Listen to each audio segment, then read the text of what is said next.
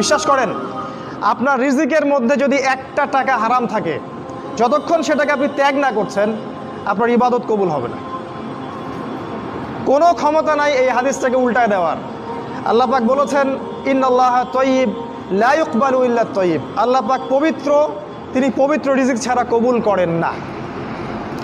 তিনজন ব্যক্তির দোয়া কবুল হয়, নবীজি বলেছেন।